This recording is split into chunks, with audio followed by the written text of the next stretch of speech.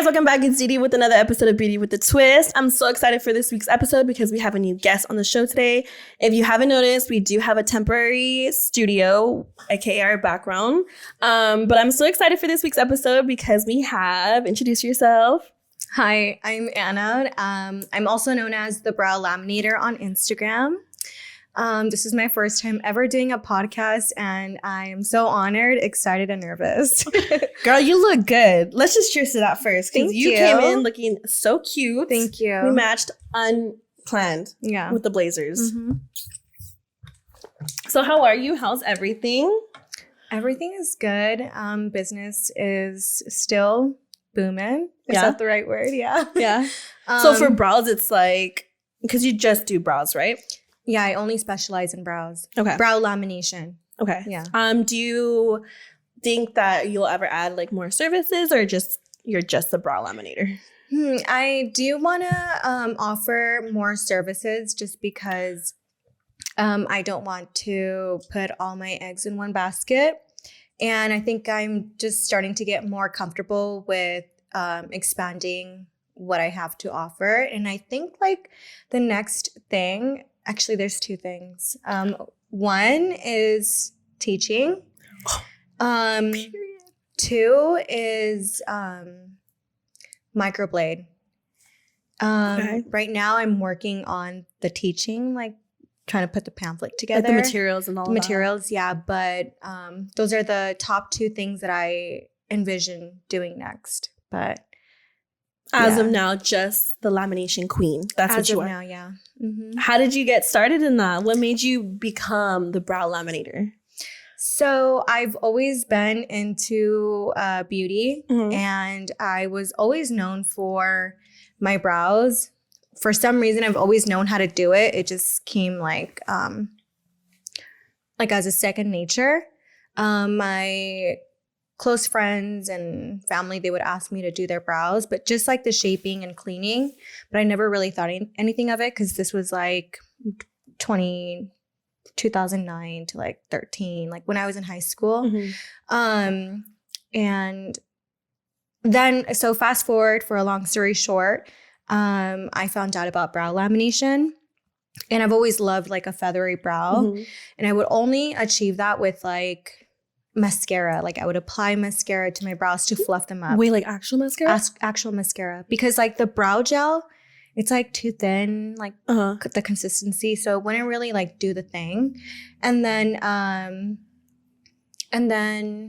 okay, so then I found out about brow lamination in like November of 2019. And I saw that this influencer got it done, which is a full circle moment. Oh my gosh. Yeah.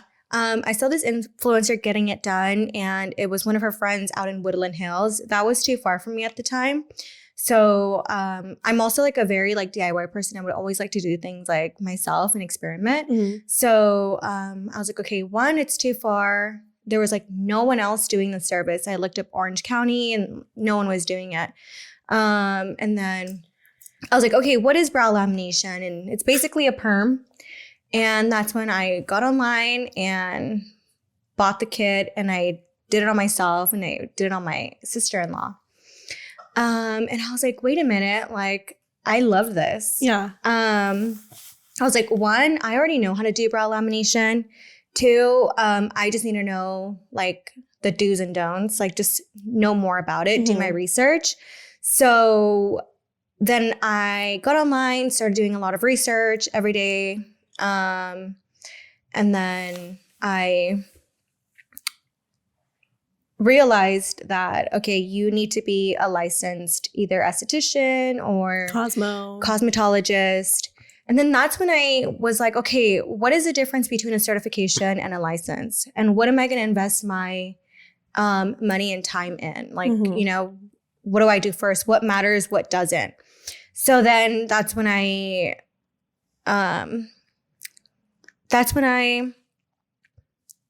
realized that I already know the technique, and I already know like the brow shaping technique. Now I just need to know more about lamination. And I was like, okay, I'm going to DIY this shit.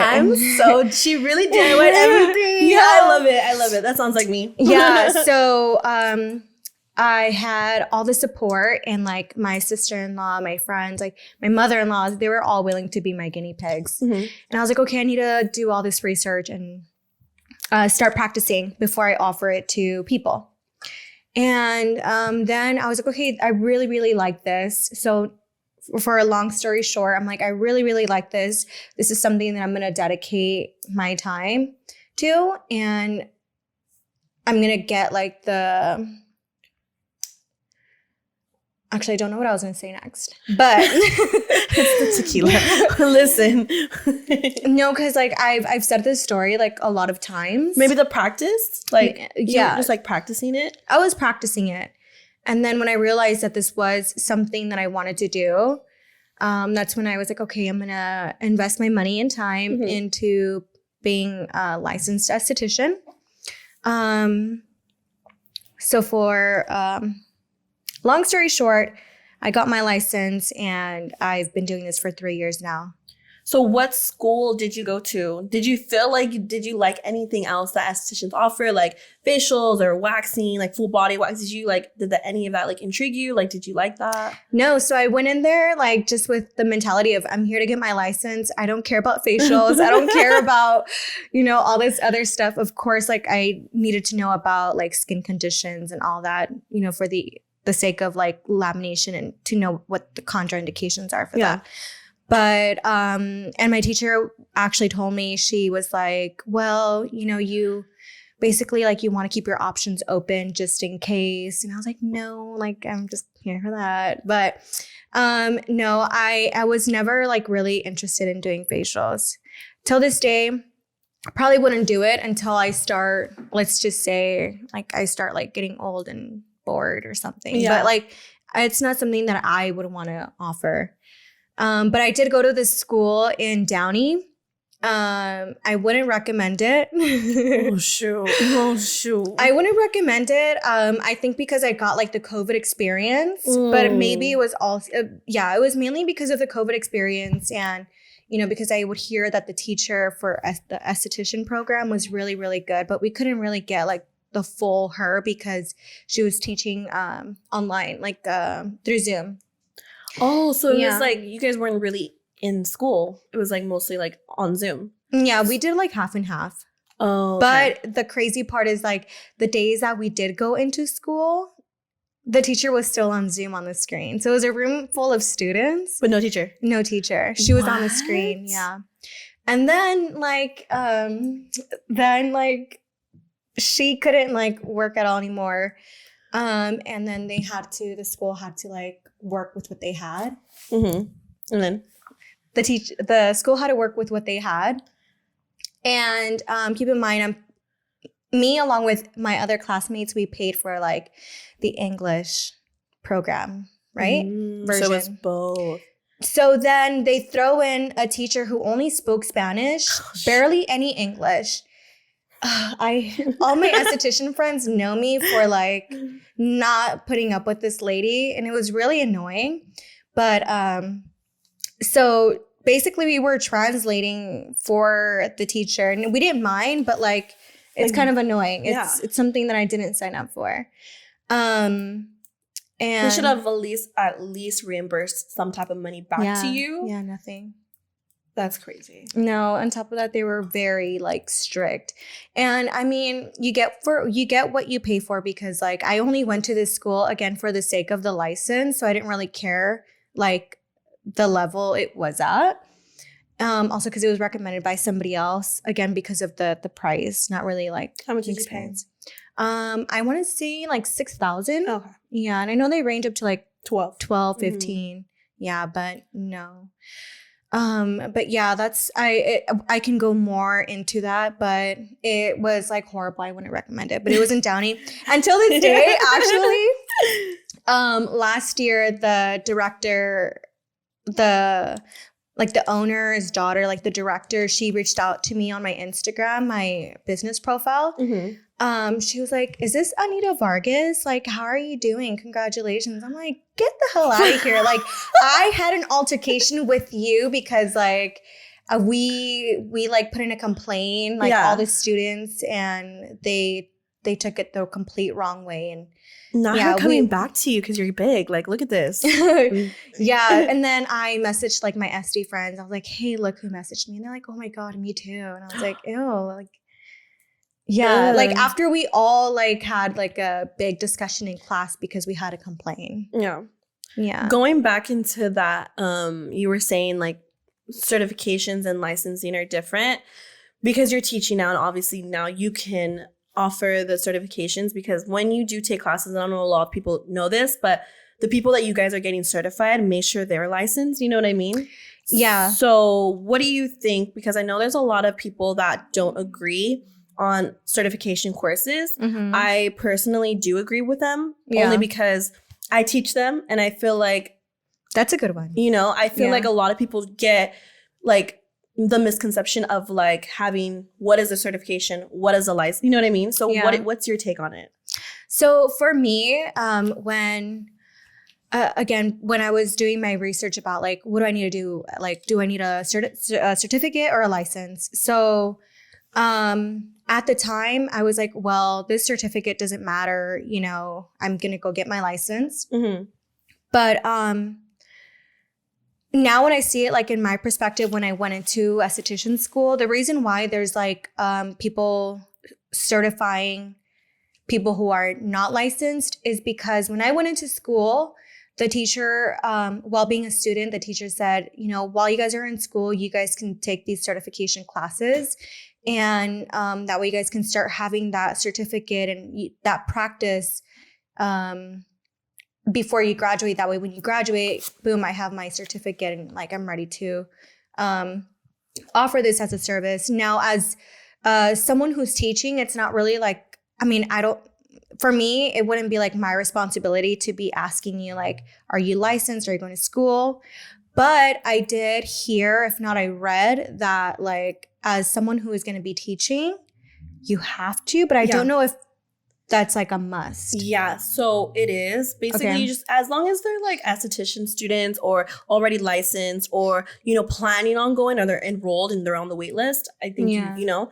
But I feel like a lot of people don't have the funds to go to esthetician school, because my school is also $6,000 and it wasn't, I didn't get financial aid for it. It was out of pocket. So it was really hard for me to like, and I feel like a lot of people too can't afford that. You know what I mean? So there is people that do want to take certification classes and can afford it because it's a lot less. Yeah. You know what I mean? But yeah, you do have to, unfortunately. But also too, certifications also for, I want to learn your technique. You know what I mean? Everyone has a different technique. And I feel like that's a huge part of like certification courses, because your technique can be completely different from mine, but I want to learn it. You know what I mean?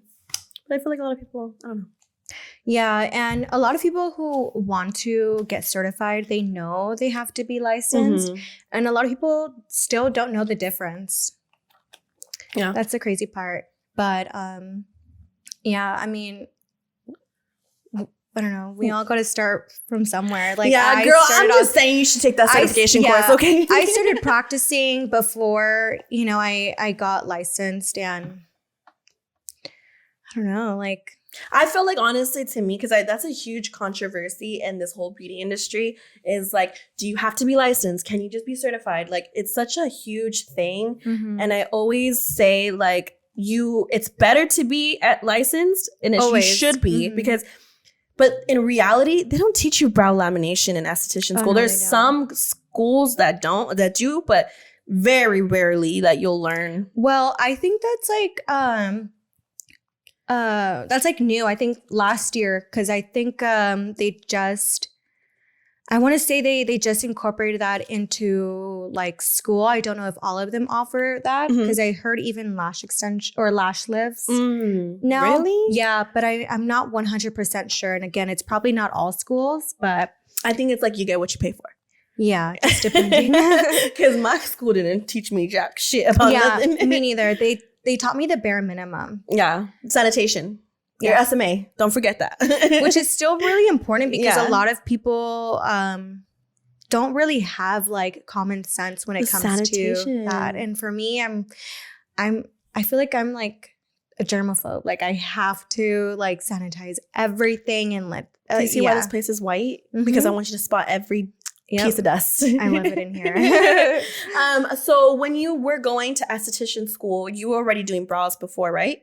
Yeah, I was already practicing. That. Now, were you using actual like brow, like lamination stuff, or were you using like the lash lip, like what products were you using?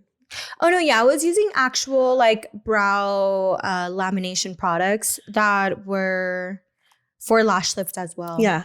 It's That's how I started too. basically the same thing. Yeah. Were you, to my knowledge, were you charging? What was like your price range? Oh my gosh, when I first started, I used to charge $35, and it would take me like an hour and a half. And when I first started, I was only offering house calls because I didn't have a location. Like I wasn't comfortable working from home or anything like that.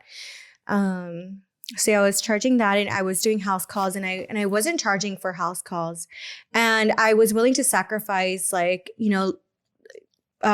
charging that little and missing out on money and doing free house calls so I can gain my clientele. I think like sacrificing your time and money to build clientele, if you're that passionate, is everything. Because if you don't sacrifice time and money into your business, like it you won't get too far. Yeah.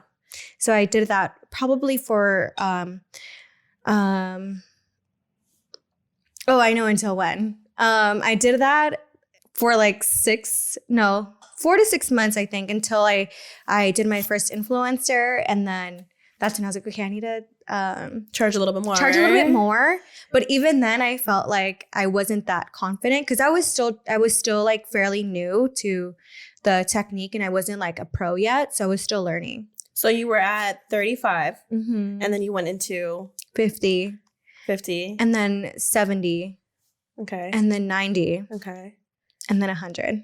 Now we're at 100. Now at 100, and that's just the lamination. Okay. Does that include, because you brow wax, right? That's like so just the lamination, which is the perm, and then the cleanup, which is the wax and the trim, is like 25. A lot of people still think it's too cheap, and I still don't charge too much. Yeah.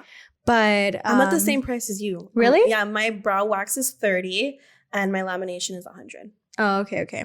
Yeah. Yeah. So, I mean, you have this beautiful place. So, like, of course, it has to be that much, even more. And I feel like also, too, people don't realize what a real brow artist, you know what I mean? Like, I always get people tell me, like, $30 on brows. I can go get them threaded for like $10. Yeah. But then so you charge 30, I charge 25 for a wax. Yeah. You look at eyebrow pages in LA, Hollywood, they're like $125, $200, $300. Yeah. Just for a wax and like conceal and yeah. Same thing we're doing, literally. Mm-hmm. Yeah. Except like for me personally, I wouldn't pay that much just for a wax. You? No, but honestly, I think again, like it's also depending the location. Like they're in Hollywood, they're in LA, they're in Beverly Hills. You know what I mean? Yeah. But it's just again where it's at, and they think, oh my god, just because it's in Beverly Hills, it's $300. Okay, I don't mind. Yeah. You know. But yeah, so I do think. I mean, congratulations, though, $100 brow lamination. Thank you. What about tint? Is that tint is like 20. It's 20. I've never really charged that much for tint because like realistically it doesn't really last that long, which is why I want to get into microblade. I get a lot of clientele that have thin brows and like they're perfect candidates for tint. And because it only like lasts for so long, I'm very realistic when it comes to like expectations. I let my clients know, and a lot of them I've told just go get them microbladed or ombre powdered, let them heal, and then just come back for laminations. Like that is more like semi-permanent than like a 2-week tint. And it cuts my time in half, you know. I'll just like, but yeah, so like a lot of them will go and get microbladed or ombre powdered, and For me, I feel like I've already been doing this for 3 years, where like a lot of my clients trust me, and a lot of them that I mentioned it to, actually very few, because I haven't really talked about it. They're like, I would totally trust you to even practice on me. And I'm like, really? Like, okay. So that's like, that's the reason why I want to do like microblade. Yeah. For I that honestly reason. love ombre powder. Ombre powder too, yeah. Yeah, I love it. I just feel I like love a good combo. Like, like microblade and then like the filled in look at the end. Yeah. I just feel like for me, I just always get like, when I first started doing it, I was just like so nervous because I'm like, this is like semi-permanent. This is like 4 to 5 years that they're gonna have this on their face. You know what I mean? It's more invasive. And that's what I'm scared of. Yeah. But then honestly, like I love doing ombre powder brows. It's literally my favorite. Oh yeah, you do it. Mm-hmm. Yeah, I was stalking your Instagram a while ago, and then I was like, wait, why am I not following you? And then like, because I was following you from like only your podcast. I was like, wait, I want to know more. Yeah. But I honestly love it. I just feel like, I don't know, lamination is just like my thing, you know? Like it's so satisfying seeing it. Oh my God, yeah. How often do you do it? What? Lamination? Like lamination, like in a day or week? Like do you, because you do facials. Yeah. Probably in a week, maybe like 9. Okay. 9 to 10 laminations. That's how many I do a day. Girl. Girl. Damn. Yeah, but honestly, like 9 to 10 a week. Because honestly, it's something I do, but it's not everything that I do, you know? Because full body waxing is something that I do. Facials is what I do. But brow lamination, like 9 to 10 a week. What do you enjoy doing most? Like facials, brows, wax? Brows. Really? Mm-hmm. It's so satisfying, right? I think brow wax, I love lamination, but I love a good eyebrow wax. I don't know. It satisfies me. Yeah. What do you think about the trend of like the fluffy brows? Like what kind of brow lamination do you like?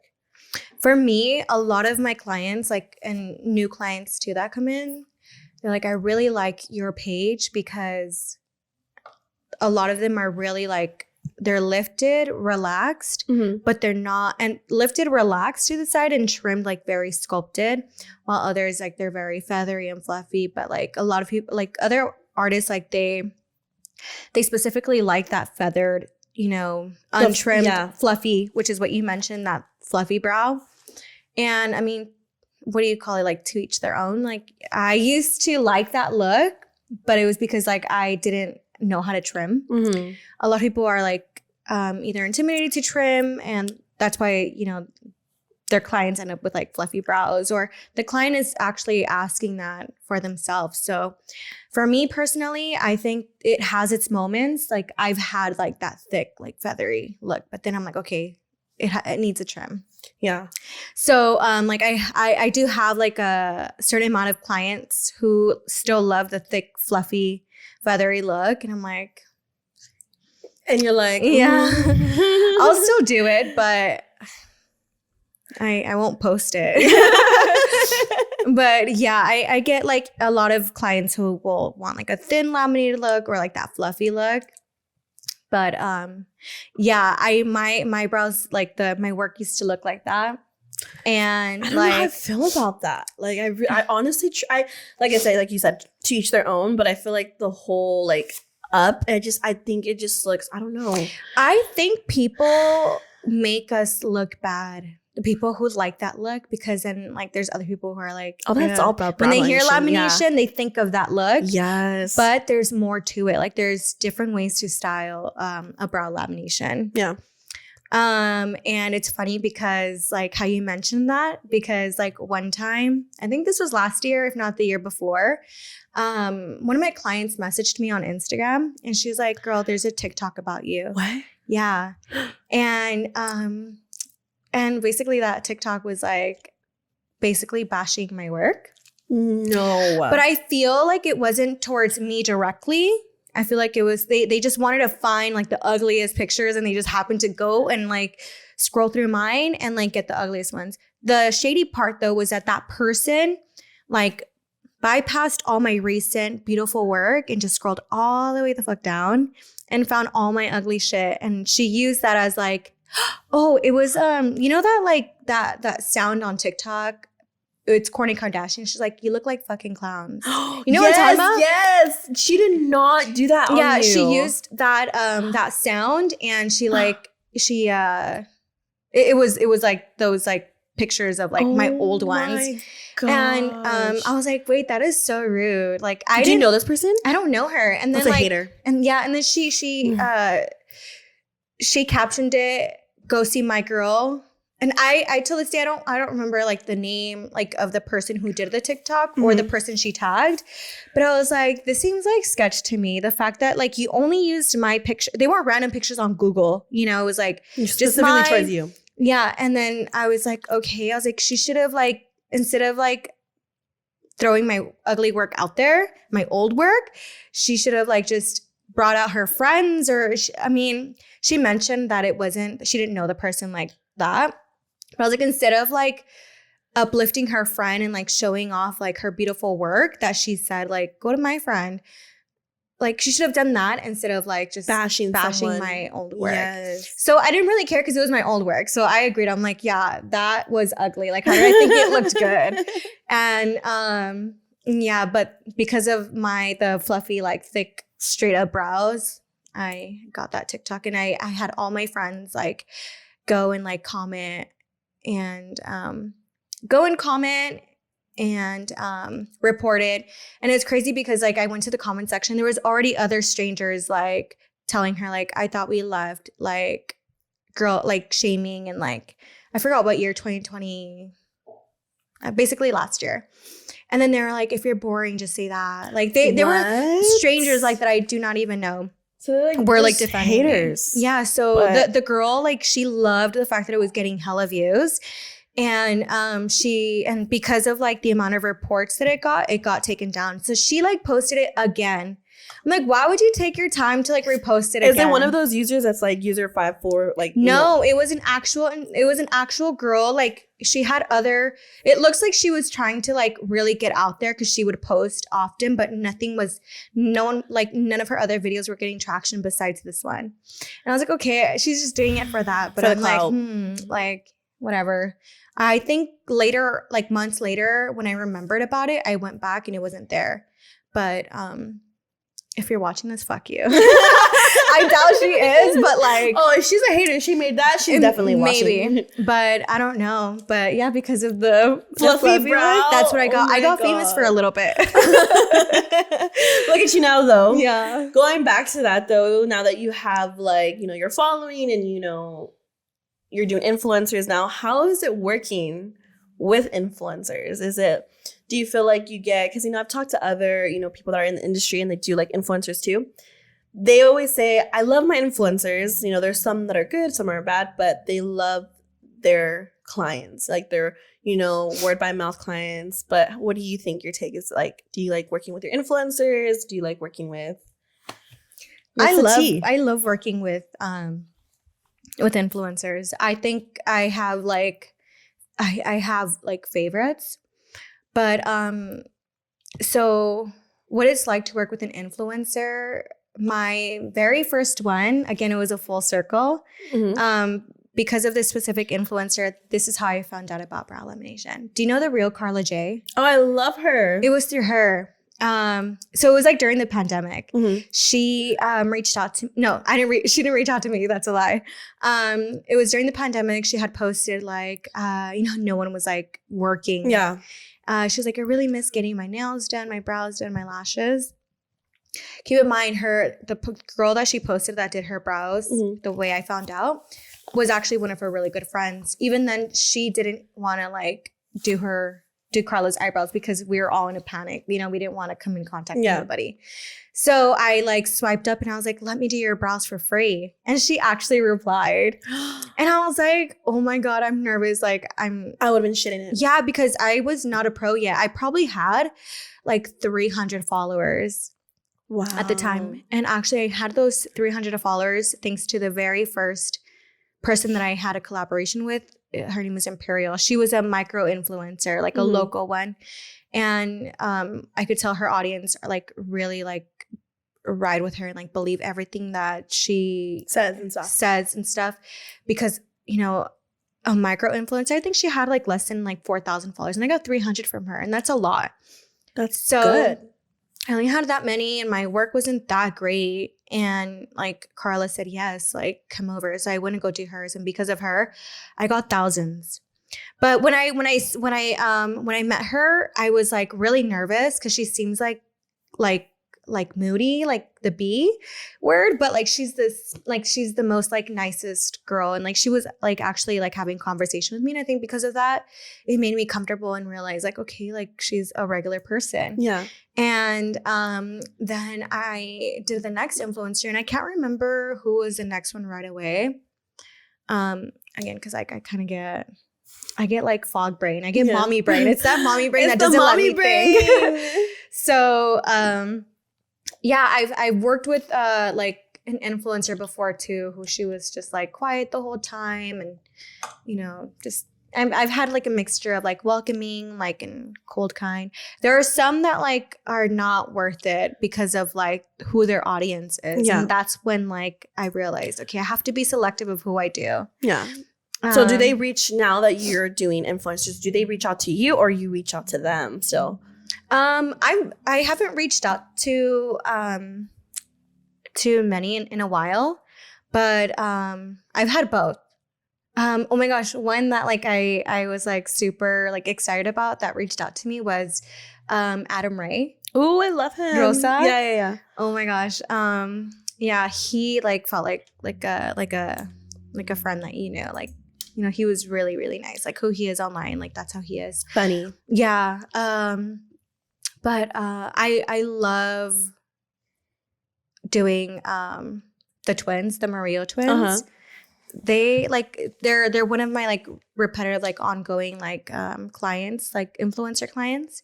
And who else? Jenny 69. Oh my gosh, I hope she's doing well because she hasn't been online. But I absolutely love working with her. She also feels like a friend. I feel like all these people, they really think that like they're not like, they're rude and stuff like that, but they're actually like really nice people, you know? I feel like people have like the misconception about them too. Yeah. But honestly, do you feel like, have someone ever reached out and like try to do work, like get you to do free work, or haven't, you know, like do you have a horror story when it comes to an influencer?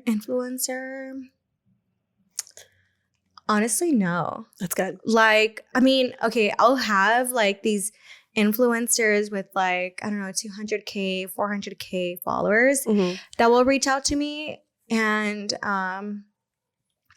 they're just like, you know, those random influencers with like random big following. You're like, who are you? Yeah. I won't do them because I'm like, they probably want it for free. Yeah. And I actually or like trade for trade. Like, let me do like, I'll like, you know, promote you. I actually have had like a couple that like will have a huge following, and they'll actually say that. I'm like, no, like I'll click on their page. I'm like, I don't even know who you are. Like no one that I know follows you. Like you probably bought your followers, or I don't know. And that happens often, because that happens to me, and I'm like, no. Yeah. Especially with podcasting too. Have you noticed, Marlo? Like people will hit us up, and I'm like, I'm just particular on like who is on, and you know what I mean? Who's on your podcast? Yeah. Wait, there's people who like message you, can I be on your podcast? Yes. Really? Yes. From other states. Yes. Really? Yes. I want to do one with this. You seen that 15-year-old? She lives in a different state, and she wants to do like a Zoom call. So it'll be interesting. But yeah, we have people reach out to us all the time, and it's like, you have to pick and choose who, you know, who we you have. want. Yeah. Oh, I feel honored. I was like, girl, we seen you. I was like, yeah, no, duh. I was like, I would love to be on your podcast. I'm like, I hope I'm like there one day. Yeah, no. You're like, I don't know, but I'm gonna get on there somehow. Yeah. And look at you now. Do you have a horror story to share for us? With an influencer? No, just in general. In general? Wait, I actually wanted to talk about one thing about an influencer. Oh. Okay, it's not a tea like with an influencer, but I get this question a lot. People will ask me, do you do influencers work for free? Like, do you do their eyebrows for free? Oh, okay. And like a lot of like other service providers, like this can be like a controversy like for other service providers. Well, where they'll say like, no, like you need to like value yourself, and like they need to pay you or whatever. You know what I mean? So for me,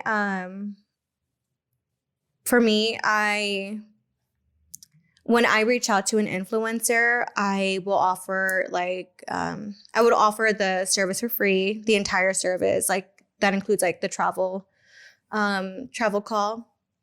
For me, when it comes to like working with them, I do it for free because they are promoting me and they are advertising for me.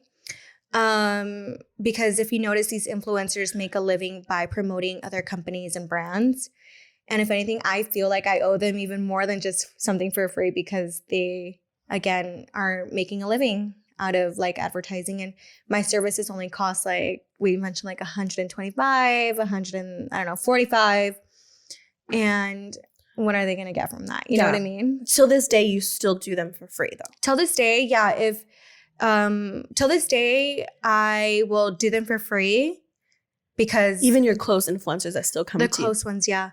Because each time I do them, they always like post my work. They always recommend me, and I always get a lot of like new clientele, or just like simply like following like followers. And for me, like that's an audience for whenever I want to share, you know, certain things online. And a lot of them, even though I don't charge them, they will still tip me. Yeah, and even then, that's what I was gonna say. I was like, do they tip you though? They still pay me, and I'm like, no, like I feel like guilty, you know. But for them, I am really grateful for because they are basically advertising for free. Yeah.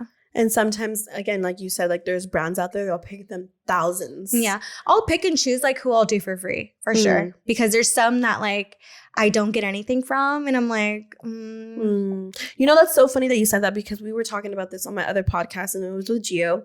And he does influencers, but he also does like celebrities. Yeah. And there's this one celebrity that he did, I can't say the name, but I'll tell you later. Super far, like past Calabasas, and she expected it. Well, it was free the first time, and then she wanted to book with him again, and then he said, "This time, you know what? I'm going to charge you for it." And she's like, "Never mind." No, yeah, for that I agreed with Gia. Yeah, because I feel like that's still kind of, you know, at least gas or something. You know, something. Yeah, yeah. Maybe not the full service. Yeah.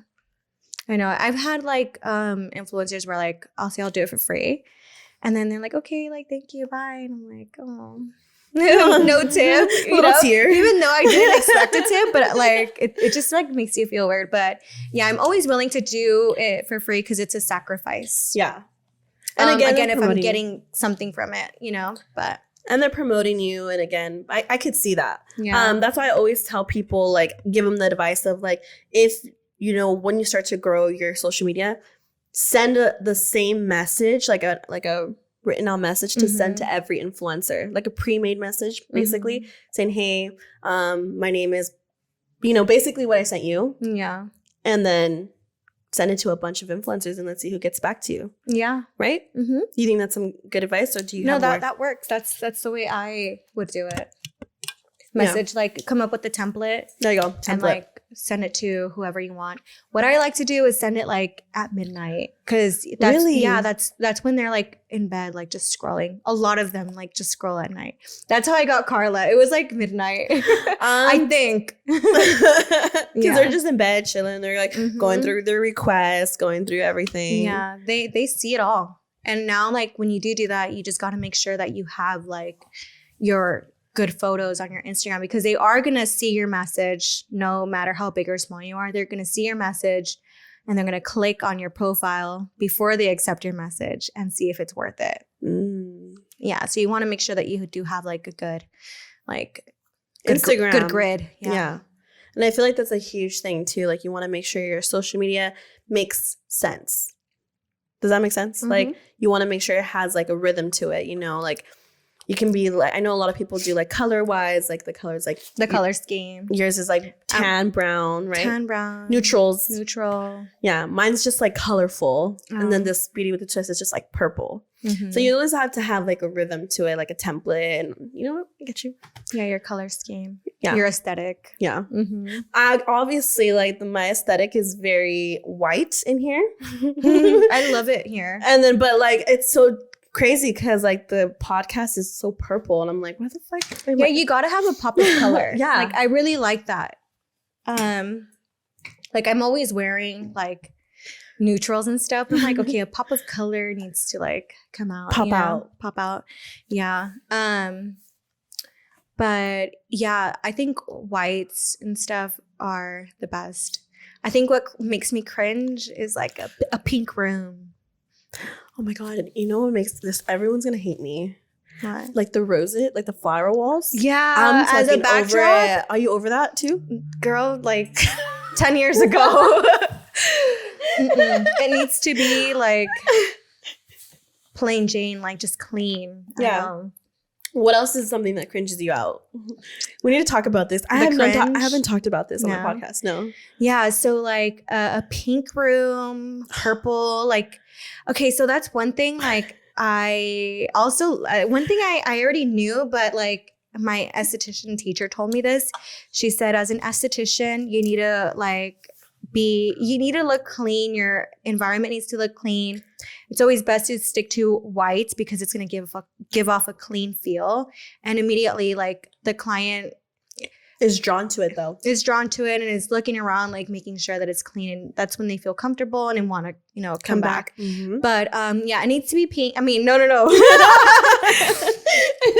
No, what makes me cringe is seeing, like, pink, like a pink room, the flower wall.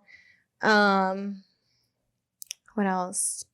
I personally think the flower wall, I think like any color, like blue is cute, like maybe like a navy blue and gold, but like it depends, to me I like very simple. Really bad angles too when people post like their work and it's just bad angles. Oh yeah, when they do the brow lamination and they do the picture, they take the picture from their forehead. Yeah. Oh my God.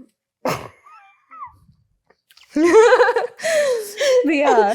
Or like when they do like, oh my gosh, I feel like we're bashing. Or when they do like reels and it's like the wide angle and it has like the black, you know what I'm talking about? Oh my God, that shit pisses. I'm sorry, but like that just, I can't do that. Yeah. Another thing too, I feel like. Oh. What? When like, okay, sorry if like, I don't know. What? Like just seeing like the service provider looking bummy. What do you mean? But I look bummy sometimes. Do you?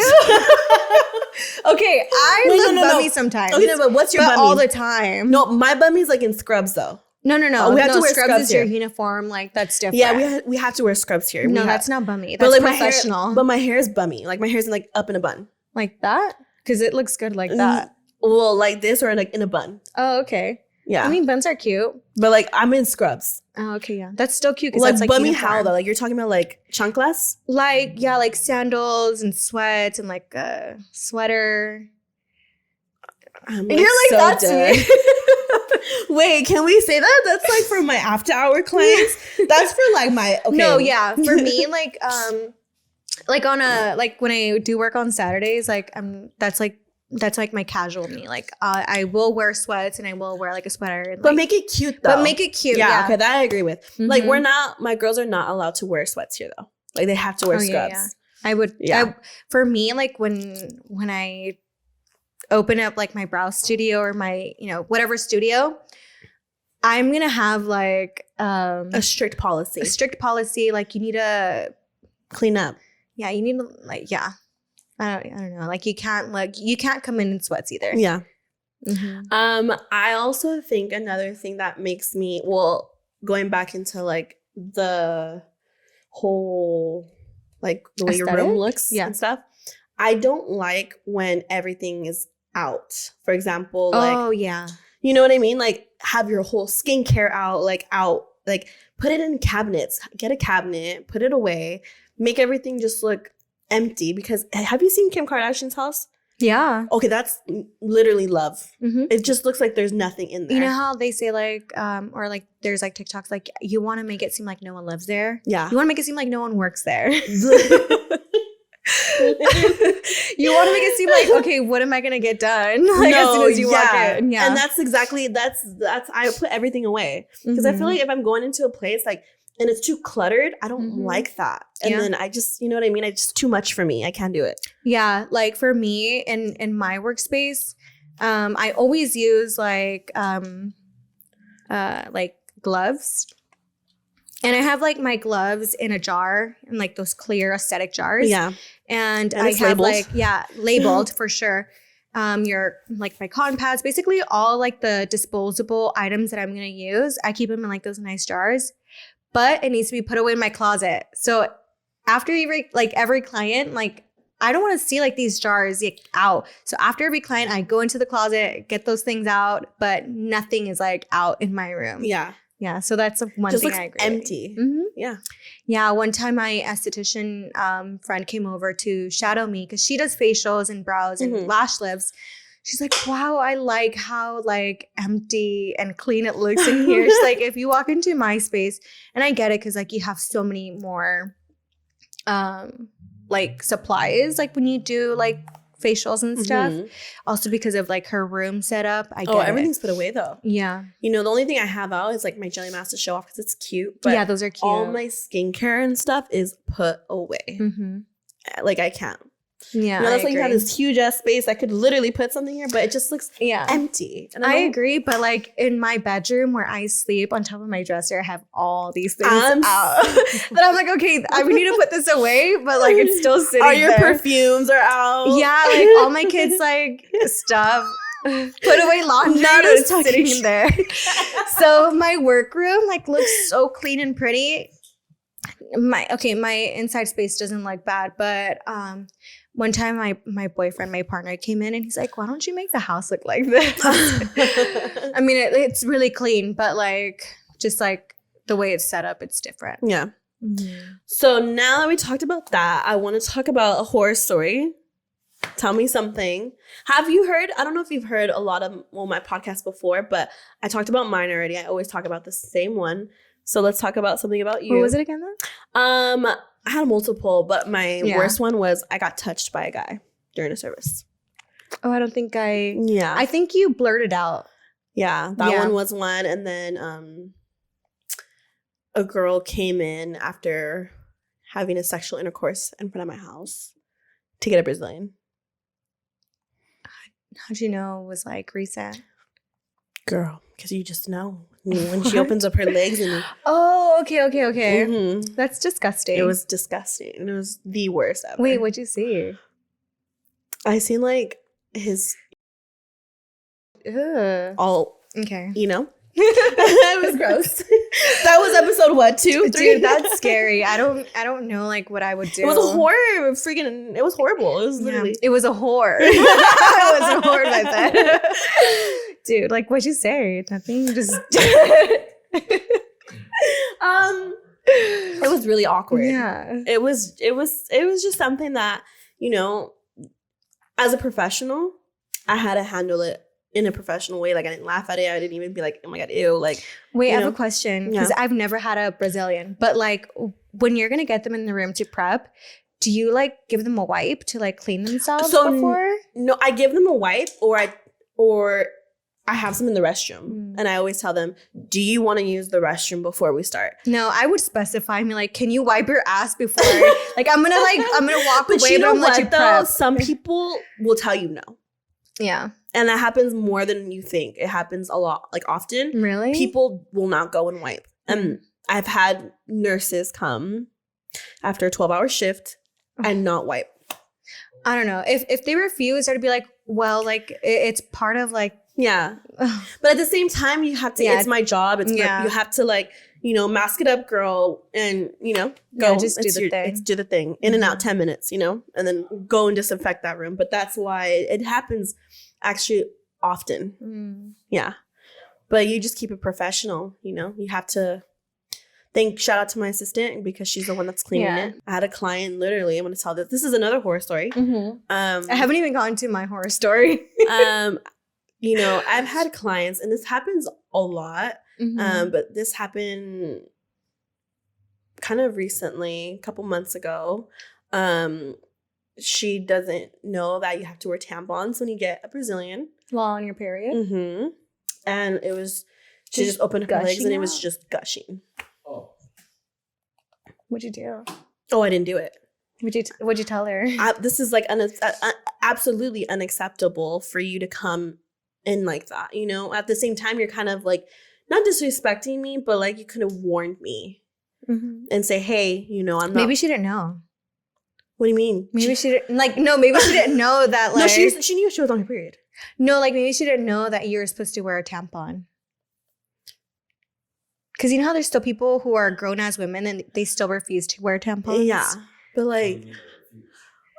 Like, a lot of women still don't believe in tampons. Like, they think it's like, it makes them feel really uncomfortable, or. Yeah, some people don't even know how to put it on. Some girls. Yeah. Wait, so what'd you tell her? Like I said, I kept it professional and I simply just declined the service because I can't do blood. Especially like it was all here. Ew, like on her thighs as well? It was like, dude, I would be so embarrassed. What did she say? No, she just said, I'm sorry, girl. Like, I really need it. 'Cause she was going on a trip. And she just said that I didn't have any tampons. She knew how to wear a tampon. Oh, she knew. She knew how to wear a tampon. She just didn't have any.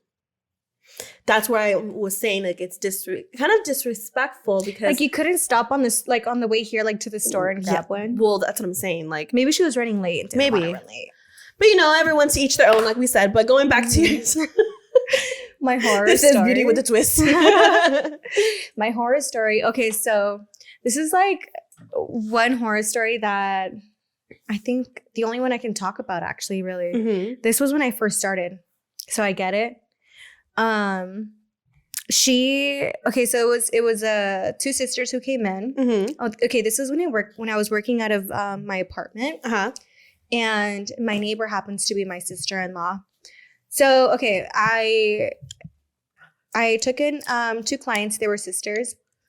One of the sisters is the person who was communicating with me, and she's the one who booked it. She said, "Can I bring my sister? She wants to do hers too." So I go and I greet them outside, and I said hi, and the sister number 2, the one who just tagged along to get them done as well, she was very standoffish, like didn't know eye contact. Like she was like just very standoffish. I was like, okay, she's shy, so I'm not gonna like, you know, push it. So they come in and I'm doing the sister number 1, which is the one who booked the appointment. And, you know, they were in my home, so I was trying to make them feel comfortable, doing short talk. And so then it came to the point where I had to do the sisters, the standoffish one.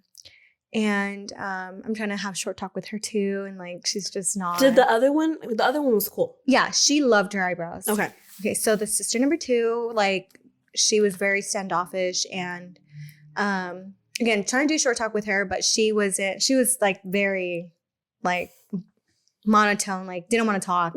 Like, okay, I'm gonna leave her alone, like I'm not gonna bother her, just, you know. For me, I keep it professional when I am short talking. I don't like I don't ask personal questions, like too personal, you know. So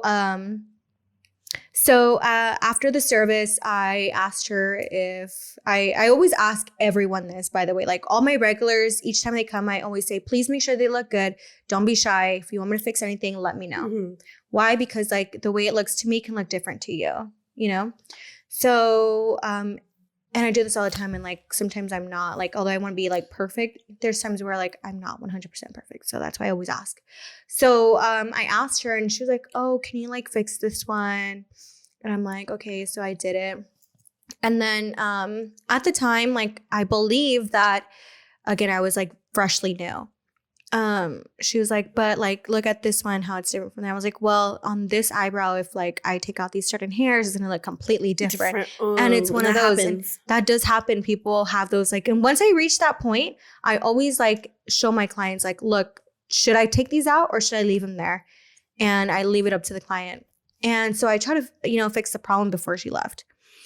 And she goes, okay. And then she puts like the mirror on the chair, and I'm like, I kind of walk away so that her and her sister can discuss payment because, you know, it was already done.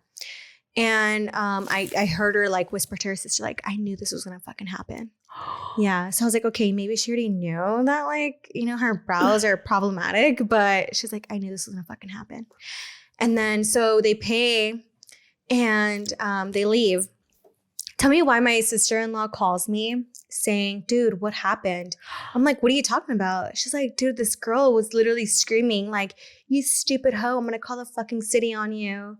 Like, and I didn't hear that because she was screaming it outside. But like, why didn't she tell me? I mean, thank God she didn't tell me because she was like intimidating, like, you know?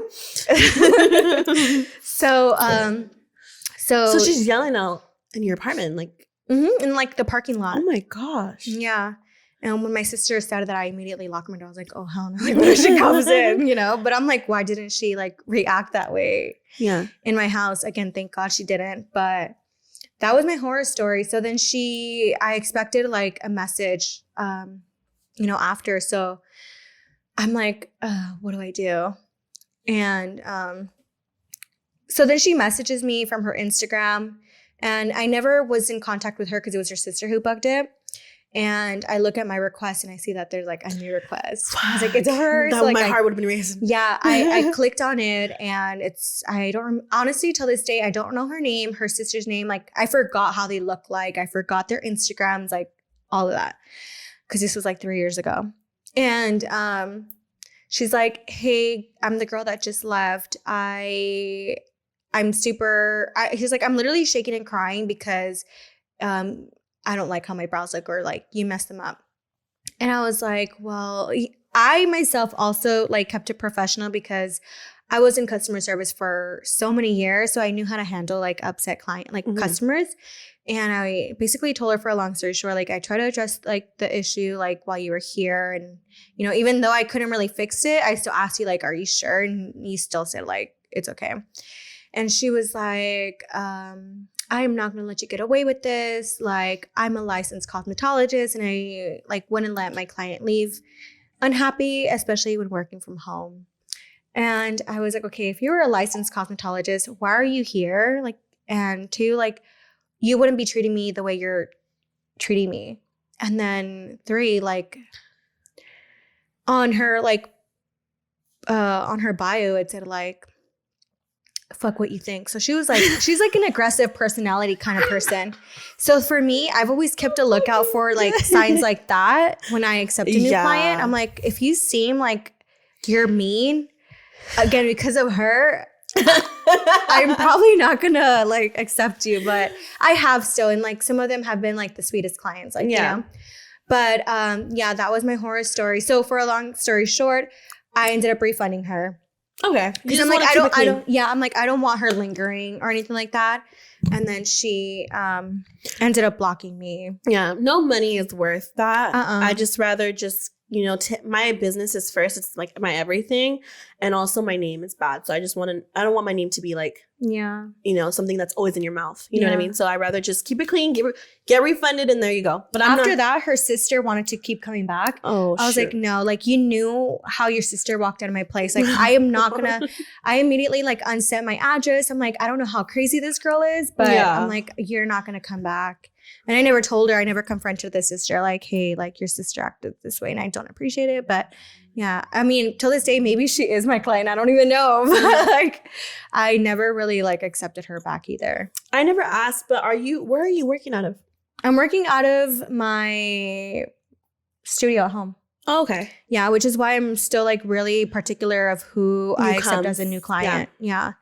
But yeah, I work from home for now because I am just trying to save up as much as I can to invest in my business and make it look really pretty and, you know, just invest in the business. Yeah. So is that something we see in the future? Yeah. So every year I would say, you know, this is my ultimate goal, but I never really actually envisioned it until this year. I'm like, okay, this is the year. Yeah. Yeah. Do you want like a place where it's just you, or? No, I don't want to be alone. Yeah. I feel like it's a big responsibility. So I really like the fact that like you can rent out like rooms and booths and chairs. Yeah. Because taking like full on responsibility is like having another baby. Like if I hired a lot of girls, they're all my kids, and like if they're responsible, I have to deal with their slack. Yeah. Mm. So renting would be ideal. That's what I see doing. Mm. Yeah, renting spots. Yeah. Now that we talked about that you're a mom, I want to talk about this really quick. How do you balance? Because you seem busy. You're taking 9 to 10. How many days do you work? I work for 2 weeks. I work 5 days, and then other 2 weeks, I work 6 days. Because I work 2 Saturdays of the month. And then you're taking 9 to 10 clients a day. That's like, I mean, that's how much we do like typically here, but not always browse. But if you're that busy, like how do you balance your mom life, your personal life, your business life? How do you balance that? I don't know. Because I don't fucking know. Like, oh my God, I've gone through some shit today, okay? I'm like, how do I balance my personal life, my business life? Like, I don't even know. But people do ask that, you know? Yeah. I think for me, it just like, I don't know. It just like, actually, no, I know why. I have a lot of support. Okay. That's how I'm able to balance. I have a lot of support. My partner's family has helped. My family has helped a lot. I think if it wasn't for them, like I wouldn't be able to like put my all into my business, like because I have them helping me, Mm-hmm. you know, with childcare. Because childcare is expensive. So if you want to send your kids to daycare, and then, you know, you get trust issues. Mm-hmm. So yeah, because of the help that I have from my friends, from my family, like my boyfriend's side of the family and my mom's. So yeah, I work 9 to 6 every day, Monday through Friday. And then, like I said, 2 Saturdays of the month. So at first, when I first started, I had to, again, like just find who was willing to watch my kid for an hour or two. Mm-hmm. And then when I realized I needed someone full time is when I had my boyfriend's grandma watch my first daughter. And then I got pregnant of my second, and that's when I was like, okay, she's already pretty old. Like she can't watch another kid. So then that's when I decided to take my mom, and I took her from another like family that she would like go in for, Mm-hmm. help out for. So that's when I told her that I was going to need to hire her and be the full-time nanny. Yeah. So right now, my older one, she's going to be 4 soon. Uh-huh. So she's in preschool. So my mom gets like to basically only watch one, the baby, who just turned a year old. I have 2 girls. They're my little dolls. Yeah. So because she watches them, I'm able to work a full-time job. Yeah. And then I need to party, you know, to not like go crazy, you know, from work stress, which is good stress, work stress. And then like, you know, being a mom too, you know, all of this, it can be overstimulating. Yeah. Yeah. Cause like once I get off of work, my kids want attention. Not only them, but my partner wants attention too. And it's just like, yeah, that's how I'm able to like manage. Like you have to still go out with your friends and let loose a little. Yeah. I always go out. So I'm like, I don't have any kids or anybody. So I'm like, I go work. And why are you laughing, Marlo? Okay, I don't have any kids, but I don't have to report to anybody, but I still go out and I still have fun and I still run a business. And even though I'm hungover sometimes, I still make it to work. Mm-hmm. You know, like I never went out. And and I have clients that are like my close clients, I'm like, yeah, girl. And they have me on my personal page. Mm-hmm. And they're like, yeah, I thought you would be dead right now. I'm like, no, I'm here looking great, you know? I don't know how I run. Just the caffeine. I don't know how, like, I actually never have, like, I've never really canceled on my appointments for being hungover. Me either. I either have to, like, just not drink as much or not at all. Yeah. Or I don't know. I'm sure there has been like 1 or 2 times, but I don't always. I don't cancel. It's girl. so I'm just like, I hard to can't. reschedule clients. I recently got sick a couple weeks ago, and I had to like reschedule 3 days. Oh, that's so of hard. clients. And I'm like fully booked until like usually like a month and a half or 2 out. And for me, it's like hard to. And it was right before Valentine's Day too, so it was a huge inconvenience. Yeah, and you have no one to cover you. Yeah, I was sick in the hospital and I had to take off 5 days. That's a lot. And I literally went from the hospital and I was like, I have to go to work. Like, so you're dying in the hospital and also like stressing about it, like about how you're gonna. I was working from the hospital. I was literally having serious? I was taking calls because they called to book an appointment, but my girls were still working here. I gave my girls here all my appointments. Oh, okay. At least you have that. Yeah. So I give them all my appointments, but sometimes they don't want to go. They want. Oh no, they want you. You know what I mean? They don't want. It's not in a bad way. They're just so used to me that them going to someone new. It's kind of like, you know what I mean. So. But I was still I was literally with my oxygen tank in the hospital like this. Okay. So there's no days off. There's no excuse.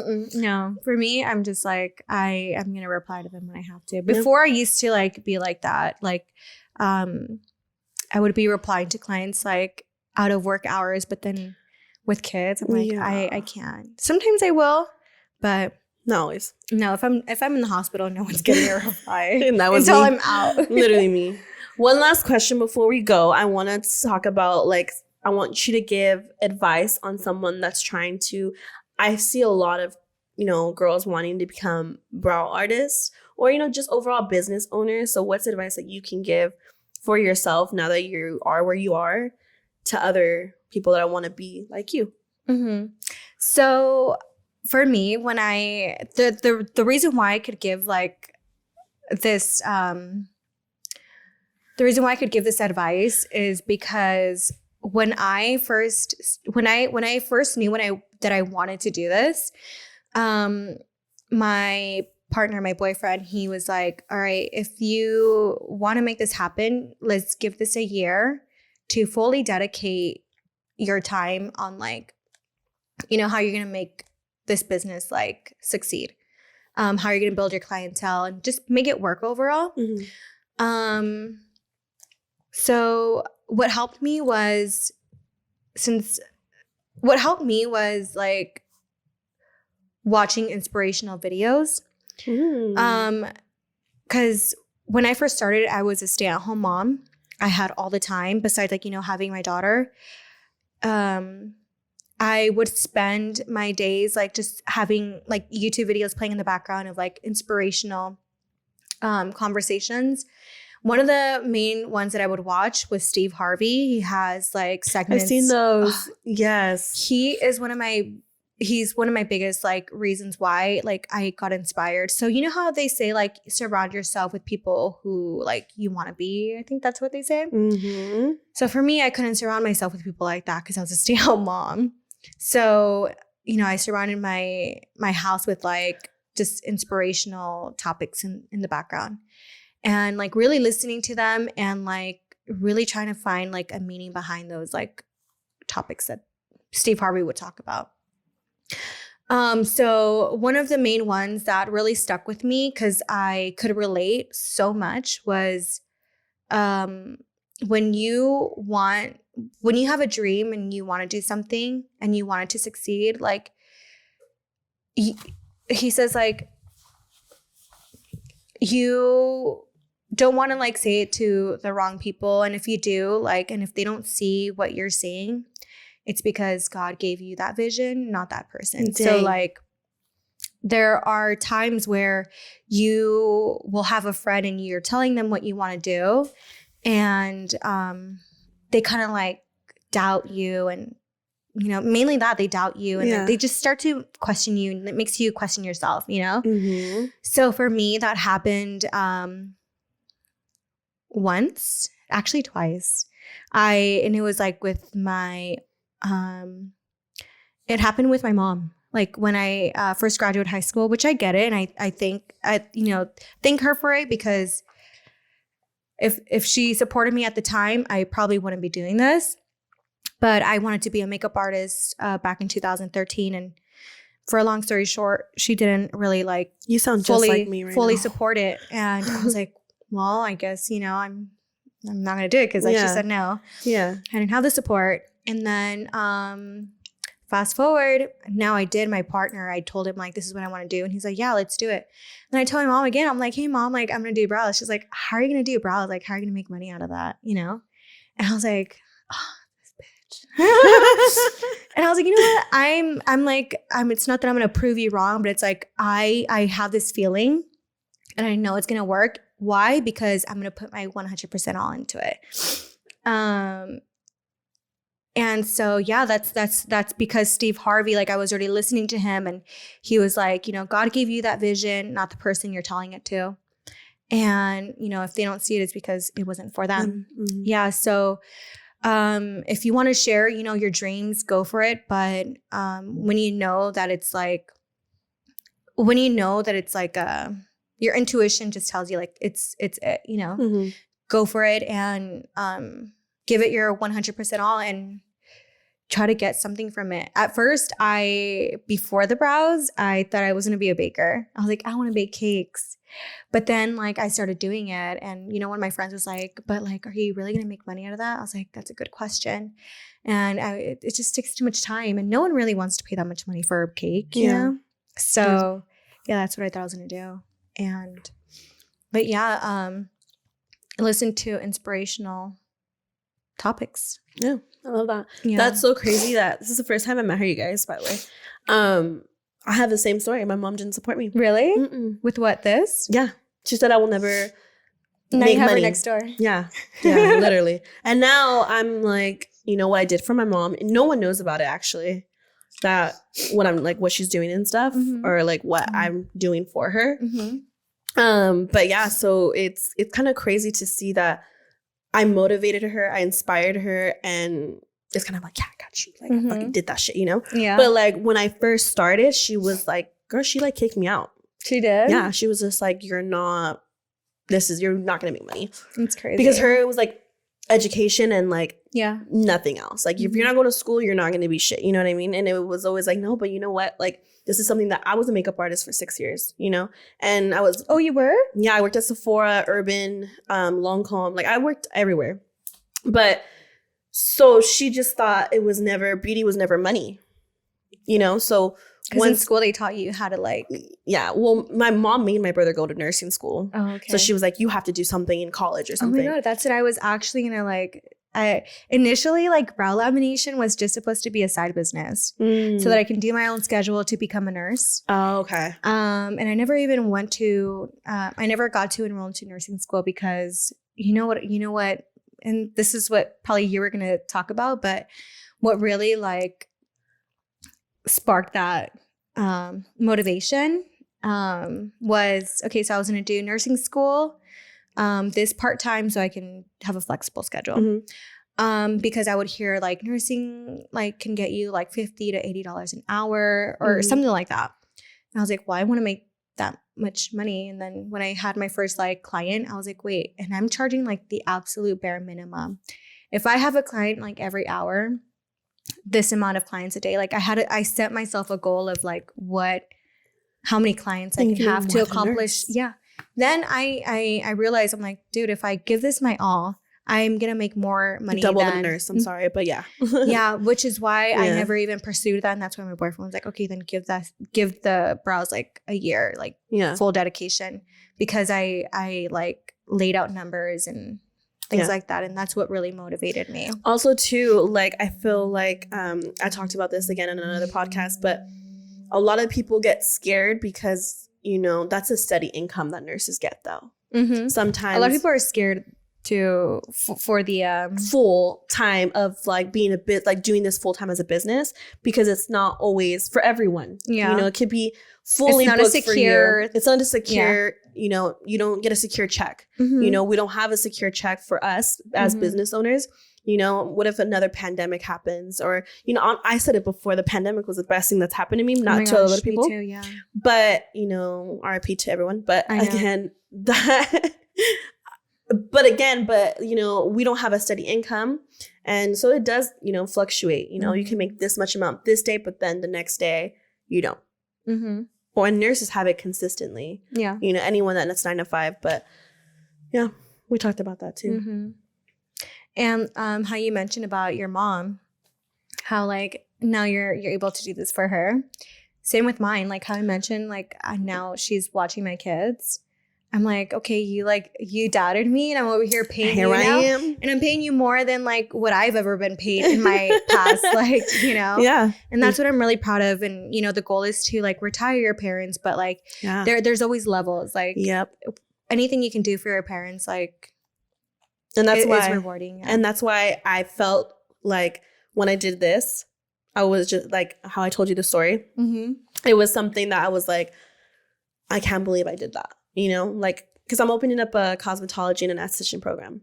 That's what I've been like kind of hearing like in your podcast. Yeah. I'm like, okay, I want to know more. Yeah, so it's coming, but yeah. I kind of put that aside, and not a lot of people know, but it's because of what I'm doing for my mom. Yeah. You know, but I want to retire my mom. I don't want her, like I said, told her I didn't want her working anymore. And that's exactly, I'm making her follow her dream. And that's what she's doing. She's going to enjoy what she's doing. Yeah. Yeah. Mm-hmm. Well, thank you so much for my podcast and for coming on. We always end this podcast with a quote. So what quote do you have to give to everyone? Well, I don't have like a... It could be meaningful. Like it's not like the most like meaningful or like cliche quote, but basically if you're a person who like wants to, you know, start the business, like you got to test the waters.